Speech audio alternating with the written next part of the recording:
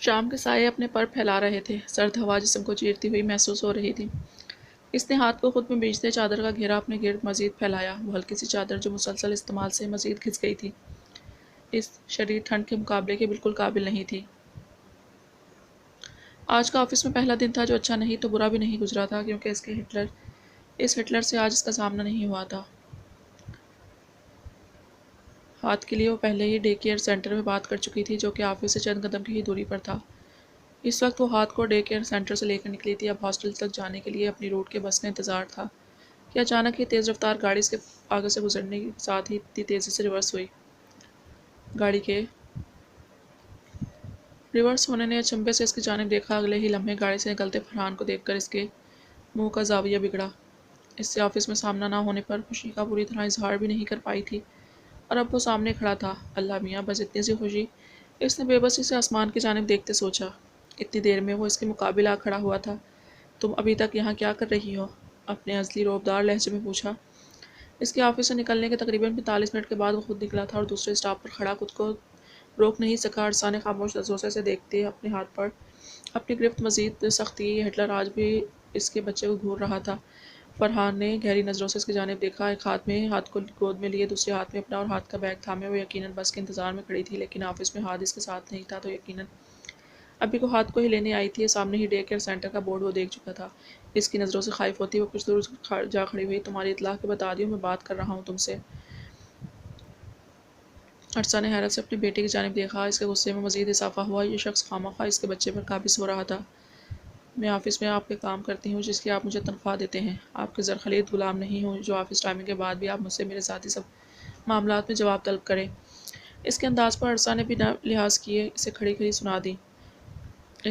اس کے پر اعتماد ہونے کے باوجود بھی فرحان نے محسوس کیا اس کے لہجے میں خوف تھا، جسے وہ اپنے لہجے کی تلخی تلے چھپانا چاہ رہی تھی۔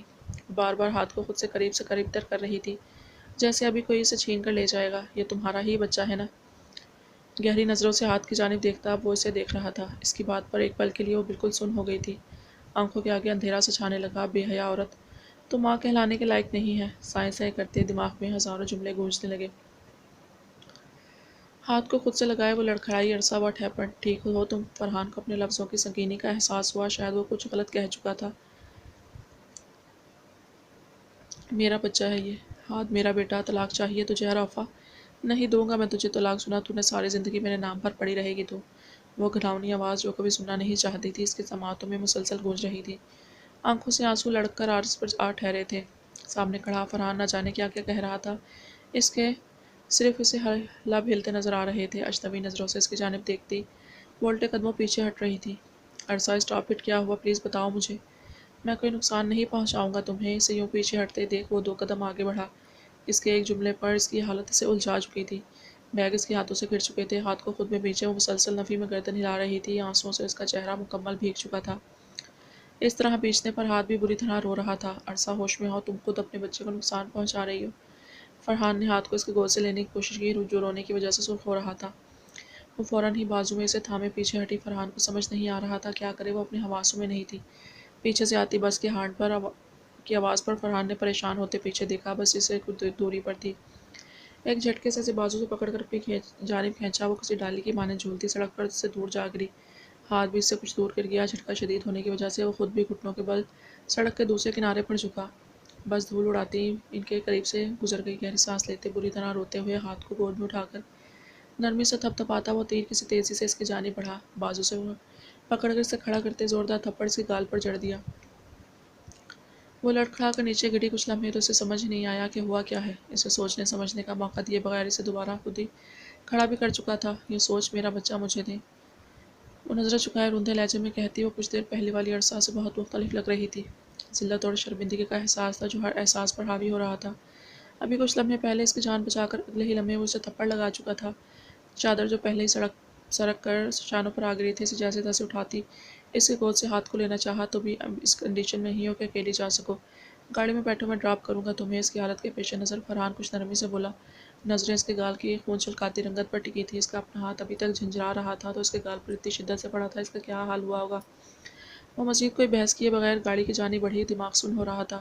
اس کی کنڈیشن واقعی ایسی نہیں تھی کہ وہ ہاتھ کو لے کر جاتی۔ فرحان نے حیرانی سے اسے دیکھا، وہ تو کسی کڑوے جملے کے انتظار میں تھا۔ اس کے خاموشی سے گاڑی میں بیٹھ جانے پر جھک کر اس کے بیگز اٹھا کر پچھلی سیٹ پر رکھتے ہاتھ کو لیے ڈرائیونگ سیٹ پر بیٹھا۔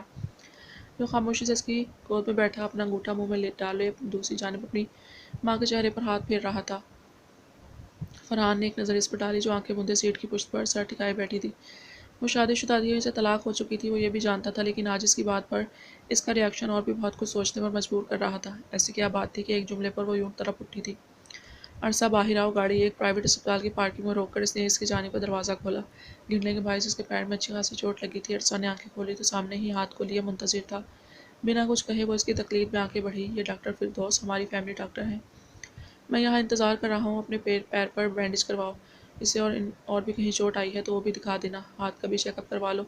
گر گیا تھا یہ بھی۔ اور ڈاکٹر کے روم کا دروازہ کھول کر ہاتھ کو اس کے گود میں دیتے ہوئے رکھا، اور گال پر بھی مرہم لگوا لینا۔ آخری بات نظریں چرا کر کہتا وہ باہر نکلا۔ وہ بولی اب بھی کچھ نہیں۔ استہزائیہ نظروں سے اس کی جانب دیکھتی اندر کی جانب بڑھی۔ ڈاکٹر فردوس کو اس نے گاڑی میں ہی کال کر دی تھی۔ اس کی موجودگی اسے ڈسٹرب کرتی، اس وجہ سے وہ خود اندر نہیں گیا تھا۔ کچھ ہی دیر میں وہ ہاتھ کے ساتھ باہر آئی، اسے گاڑی میں بٹھا کر باقی کی میڈیسنز اور کچھ جوس وغیرہ لیے۔ اسے ہاسٹل کا ایڈریس بتا کر وہ پھر سے آنکھیں بوند گئی تھی۔ وہ ہاسٹل میں رہتی تھی، یہ جان کر فرحان کو حیرت نہیں ہوئی تھی۔ اسے دیکھ کر اس کے حالات کا اندازہ لگانا مشکل نہیں تھا۔ گاڑی یہیں روک دیں۔ ہاسٹل سے کچھ پہلے ہی اس نے اس کے کہنے پر اس کی گاڑی روک دی۔ دیکھنے میں فرحان آج جو بھی ہوا وہ غیر ارادی عمل تھا۔ جس طرح میں نے آپ سے یہ پوچھا کہ کس حق سے آپ میرے اور میرے بچے کی جان بچائی، اس طرح میں آپ سے نہیں پوچھوں گا کہ کس حق سے آپ نے میرے چہرے پر تھپڑ مارا۔ ویسے بھی تھپڑ اب مجھے درد نہیں دیتے، صرف تذلیل کا احساس ہوتا ہے، وہ بھی کچھ دیر، کیونکہ اگلے ہی پل ایک اور ضلالت مقدر ہوتی ہے۔ اپنی چادر درست کرتے اس نے اپنے مخصوص پر اعتماد انداز میں جواب دیا۔ میری بات ابھی مکمل نہیں ہوئی۔ فرحان کو کچھ کہنے کی کوشش کرتے دیکھ ہاتھ کے اشارے سے روکتی وہ مزید بولی، بس اسٹاپ سے ہاسپٹل تک اس تھپڑ سمیت جو آپ نے کیا اس کا شکریہ، مگر آئندہ میرے یا میرے بچے کے ذاتیات میں دخل دینے کی ہرگز ضرورت نہیں۔ ریزگنیشن لیٹر 1-2 دن میں آپ کو مل جائے گا، اور یہ وہ پیسے جو آپ نے میرے بیٹے کی اور میری میڈیسن سلگائے۔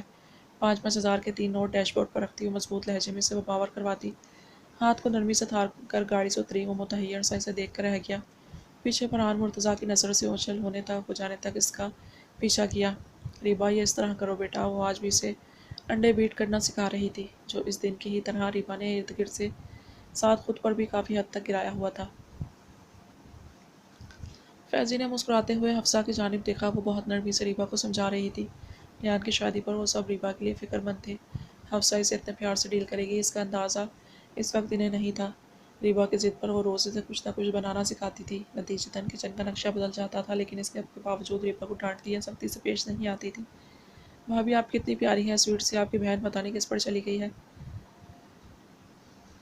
حمزہ کے ساتھ سبزیاں کٹ کرتے فیضی کی زبان بھی اسی تیزی سے چل رہی تھی۔ ڈنر کی تیاری میں وہ ہمیشہ اس کی مدد کرتا تھا، کیونکہ ریبا جتنا اس کا کام بڑھاتی تھی، حفصہ کی جگہ کوئی اور ہوتا تو کب کب بھاگ چکا ہوتا۔ تم بھی لڑتے ہی رہتے ہو نا اس سے، ورنہ حریم اتنی بھی بری نہیں۔ چکن بوائل کے لیے چڑھاتی حفصہ نے سادگی سے جواب دیا۔ فیضی اور ریبا یوں بھی اس سے کافی حد تک اٹیچ ہو گئے تھے۔ آپ جانتی ہیں بری ہے وہ بیبی ایلیفنٹ، دیکھا نہیں آپ نے اس دن اس نے میرے بالوں کا جنازہ نکال دیا تھا۔ اس کی بات پر چہکتا ہوا بول رہا تھا۔ ریان کے اشارہ کرنے پر وہ بناتا کچن سے نکلا۔ حفصہ اس کی پشت کی اس کی جانب ہونے کی وجہ سے اسے دیکھ نہیں سکی۔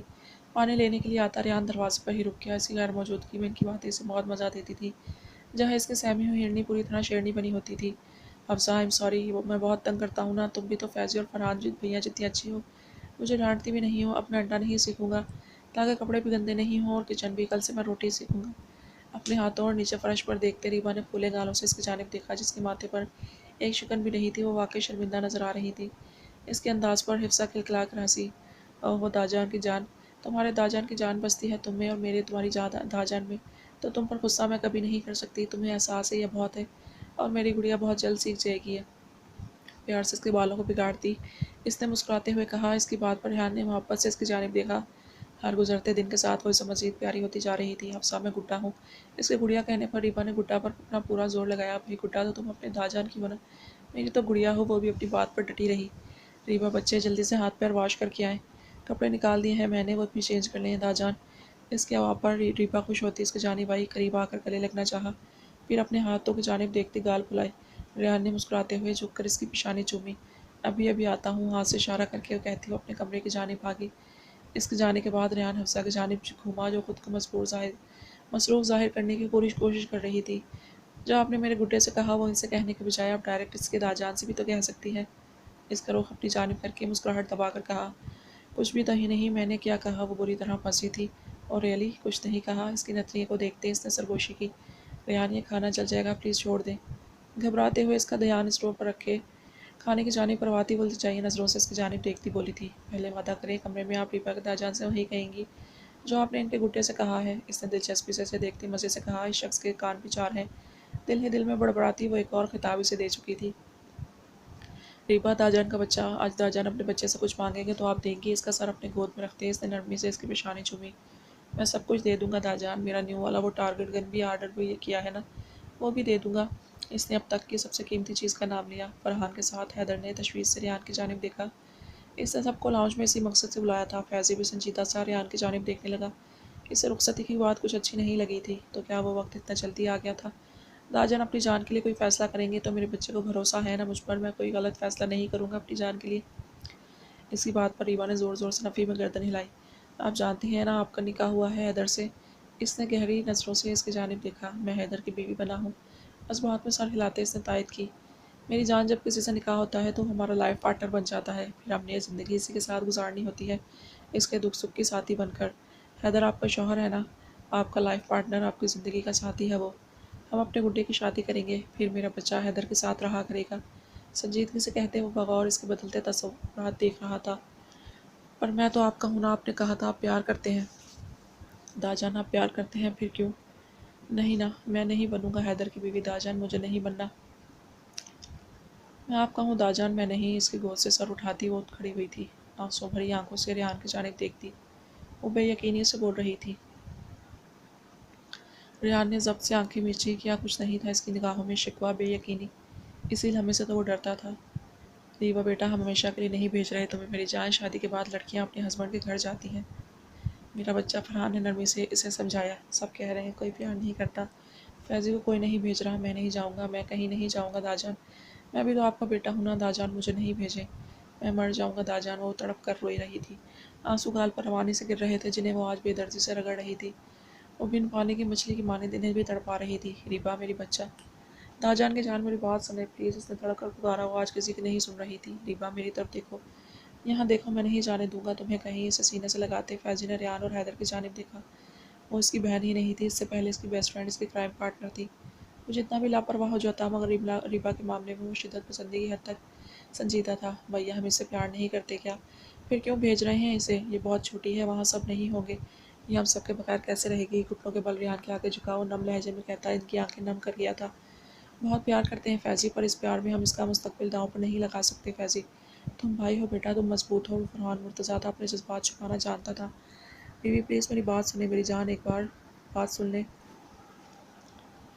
حیدر نے بے بسی سے پکارا، نہیں نہیں، میں بیوی نہیں ہوں، میں داجان کا ہوں، میں پلیز بس داجان کا ہوں حیدر، میں نہیں، داجان میں نہیں جاؤں گا۔ بے ربط سے جملے کہتی وہ فیضی کے بازوں میں گری۔ ریبا بچے پلیز میری جان آنکھیں کھولیں، داجان کو دیکھے میرا بچہ۔ ریحان کو لگ رہا تھا وہ اگلی سانس نہیں لے سکے گا۔ ریحان وہ ٹھیک ہو جائے گی۔ اسے سمجھ نہیں آ رہا تھا کن لفظوں میں اسے دلاسا دے۔ پچھلے 2 گھنٹوں سے ریبا کو ہوش نہیں آیا تھا، ریحان نے ایک پل بھی سکون کا سانس نہیں لیا تھا۔ پچھلے 2 گھنٹوں سے وہ سب اسپتال میں تھے، زندگی میں پہلی بار خود کو اتنا بے بس محسوس کر رہا ہوں حفصہ۔ اس کی آنکھوں میں ہلکی سی نمی بھی مجھے میرے دل پر گرتی محسوس ہوتی ہے۔ وہ سمجھ رہی ہے میں اس سے پیار نہیں کرتا حفصہ، اس کے داجان اس سے پیار نہیں کرتے۔ ضبط کی شدت سے رگیں تنی ہوئی تھیں، حفصہ نے آج پہلی بار اسے اتنی بکھری حالت میں دیکھا تھا۔ ڈاکٹر نے کہا ہے نا اسٹریس کی وجہ سے بھی ہوش ہوئی ہے وہ، دیکھیں ابھی تو ڈرپ بھی ختم نہیں ہوئی، انشاءاللہ ہوش آ جائے گا اسے۔ اس شخص کو اس حال میں دیکھنا حفصہ کے بس میں نہیں تھا، وہ خود بھی یوں اسے دیکھ کر بکھر رہی تھی۔ بھیا وہ ابھی تک نہیں اٹھی، دیکھے نا، اس کے گھٹنوں میں سر رکھے، فیضی نے روندے لہجے میں کہا۔ فیضی اٹھو، یہاں بیٹھو، کچھ نہیں ہوا، ایسے بیٹھو یہاں، بھائی کو پریشان نہیں کرو مزید۔ فرحان نے اسے اٹھا کر ساتھ چیئر پر بٹھایا۔ اس کی بات پر ریحان کی حالت مزید خراب ہو رہی تھی۔ وہ نہیں چاہتا تھا کہ آج کے دن مزید کوئی نقصان ہوا ہے، کچھ نہیں ہوا تو یہاں اسپتال کے بیڈ پر کیوں لیٹی ہے؟ میرے ساتھ کیوں نہیں ہے؟ ہمیں نہیں کرنا نا اسے رخصت؟ بھیا وہ نہیں چاہتی تو ہم ایسا نہیں کریں گے نا؟ وہ روتے ہوئے چیخا تھا۔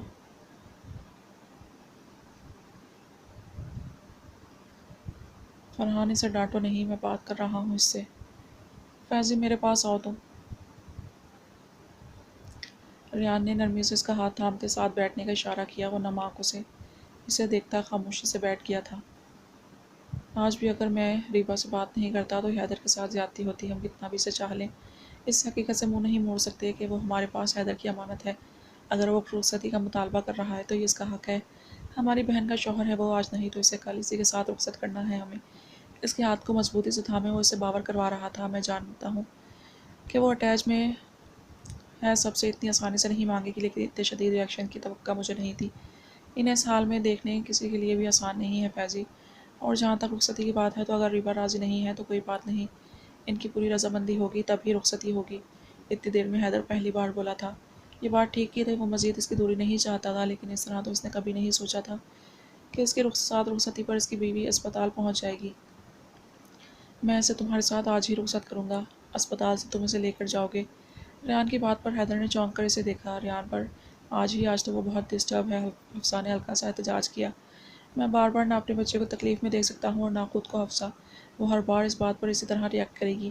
مجھ میں ہمت نہیں اسے دوبارہ اس طرح دیکھنے کی۔ حیدر تو رخصتی چاہتا ہے نا، تو لے جا اسے، جب وہ مینٹلی طور پر سیٹ ہو جائے گی تو ولیمہ ارینج کر لیں گے۔ حیدر کی جانب دیکھتے اس نے کرب سے آنکھیں میچی۔ داجان میں نہیں جاؤں گا۔ ریبا کی سسکتی آواز اس کی سماعتوں میں گونج رہی تھی۔ آنسو آنکھوں کے کونوں سے داڑھی میں جذب ہوئے۔ بھائی کچھ غلط بھی نہیں کہہ رہے، ابھی ہوش میں نہیں آئی وہ۔ ہوش میں آنے کے بعد اسے ہینڈل کرنا زیادہ مشکل بھی نہیں ہوگا۔ کچھ دن بعد ہم پھر سے یہی بات کریں گے، وہ پھر اسی طرح ڈسٹرب ہوگی۔ اسے بار بار تکلیف دینے سے بہتر ہے۔ فرحان ریان کی بات سے پوری طرح اتفاق رکھتا تھا۔ وہ اچھی طرح جانتا تھا ریبا ہوش میں آتے ہی ریحان یا حیدر کو ڈھونڈے گی، ایسے میں وہ اسے سنبھال لے گا۔ نہیں ریحان، ابھی میں ریبا کو نہیں لے کر جاؤں گا۔ ان کے ہوش میں آنے کے بعد میں ان سے بات کرنا چاہتا ہوں۔ ان کی رضامندی پر ہی میں انہیں لے کر جاؤں گا۔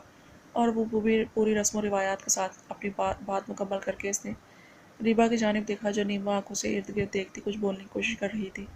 اسے ہوش میں آتے دیکھ فرحان اور حفصہ کے روکنے کے باوجود ریحان خاموشی سے کمرے سے نکل گیا۔ وہ جانتا تھا وہ کیسے مانے گی۔ داجان وہ بے یقینی سے اسے یوں باہر جاتے دیکھنے لگی۔ وہ کیسے اس سے ملے بغیر چلا گیا، اس کے لیے یقین کرنا ممکن ہی نہیں تھا۔ حیدر داجان آنکھوں میں نمی لیے اس نے اٹھنے کی کوشش کی۔ ہاتھ کی پشت پر ڈرپ لگے ہونے کی وجہ سے کراہ کر رہ گئی۔ بیوی یار لیٹی رہیں، ڈرپ لگی ہوئی ہے میری جان۔ وہ تڑپ کر اس کے پاس آیا، اس سے نفی میں گردن ہلائی۔ اس کے پیار کرنے پر وہ پھر سے رونے لگی۔ آنسو ٹوٹ ٹوٹ کر آنکھوں سے نکلتے تکیے میں جذب ہو رہے تھے۔ اسے یوں روتے دیکھ حیدر پہلو بدل کر رہ گیا۔ بیوی پلیز اس طرح نہیں روئے میری جان، طبیعت پہلے ہی ٹھیک نہیں، اس کا بس نہیں چل رہا تھا۔ اسے سینے سے لگا کر سارے آنسو اپنے اندر اتار لے۔ میں داجان حیدر الفاظ ساتھ چھوڑ رہے تھے۔ چپ ہو جائے، نہیں روئیں اس طرح، تو جو آپ چاہتی ہیں وہی ہوگا، ہمیشہ وہی ہوگا۔ نرمی سے اس کے آنسو چومتے وہ کرب سے بولا تھا۔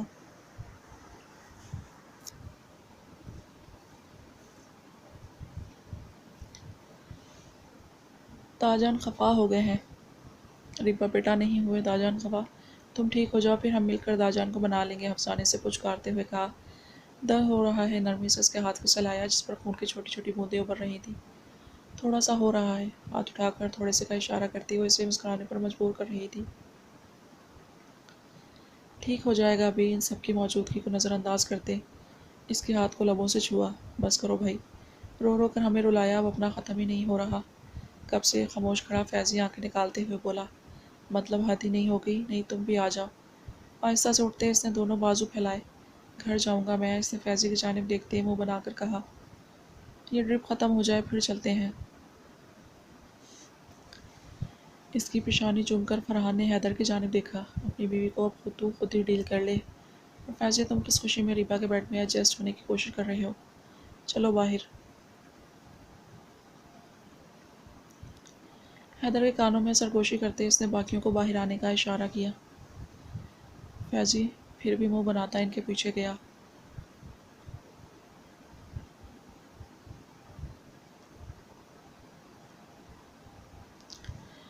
کمفرٹر اس پر درست کرتے ہوئے اسے کچھ دوری پہ بیٹھ گیا تھا۔ کچھ دیر پہلے ہی وہ لوگ اسپتال سے آئے تھے۔ حفصہ فیضی کے ساتھ اس کے لیے سوپ بنا رہی تھی۔ فرحان کچھ دیر پہلے ہی اپنے کمرے میں گیا تھا۔ اس کے بار بار پوچھنے کے باوجود بریان اس کے پاس نہیں آیا تھا۔ اس طرح کیوں مجھے اذیت دے رہی ہیں بیوی؟ اس کی حالت دیکھتا ہوا بے بس ہو رہا تھا۔ آنکھیں اتنا رونے کی وجہ سے سوج گئی تھیں، ماتھے پر بکھرے بال رنگت میں زردیاں گھل رہی تھیں۔ داجان بہت خفا ہے، میرے پاس بھی نہیں آئے۔ وہ اس کے ہاتھوں پر سر رکھے سسک رہی تھی۔ مان جائیں گے داجان بیوی، وہ خفا رہ سکتے ہیں آپ سے؟ یوں رو رو کر خود کو کیوں ہلکان کر رہی ہیں؟ رونا بند کریں اور مجھے بتائیں کیا بات خوفزدہ کر رہی ہے آپ کو؟ شادی سب کی ہوتی ہے میری جان، ساری لڑکیوں کو اپنے ہسبینڈ کے گھر جانا ہوتا ہے۔ دیکھیں حفصہ بھابھی بھی تو آئی ہیں آپ کے داجان کے ساتھ، اسی طرح فرحان بھائی کی وائف بھی آئیں گی تو میں اپنی بیوی کو کیوں لے کر نہیں جا سکتا؟ نرمی سے اسے ساتھ لگائے وہ اسے سمجھا رہا تھا۔ میں داجان کے پاس کیسے آؤں گا پھر؟ مجھے ناشتہ بھی نہیں کروائیں گے داجان، رات میں بھی مجھے ڈر لگے گا کوئی نہیں ہوگا میرے پاس۔ داجان بھی نہیں، فیضی بھی اور فرحان بھیا بھی نہیں۔ کوکو بھی مجھے مس کرے گا، میں بھی داجان اور بھیا کو مس کروں گا۔ اور آپ نے اس دن ڈانٹا بھی تھا، آپ کے ساتھ جاؤں گا تو کتنا ڈانٹیں گے؟ میرے کپڑے بھی لے لیں گے جیسے اس دن لے لیے تھے، اور عجیب عجیب کپڑے دیے۔ میں رویا تھا پھر بھی ڈانٹ رہے تھے۔ وہ داجان نہیں ہوں گے تو سب مجھے بچہ سمجھ کے ڈانٹیں گے، ماریں گے بھی۔ داجان کے ساتھ میں اسٹرانگ ہوتا ہوں، میں بچہ نہیں ہوں۔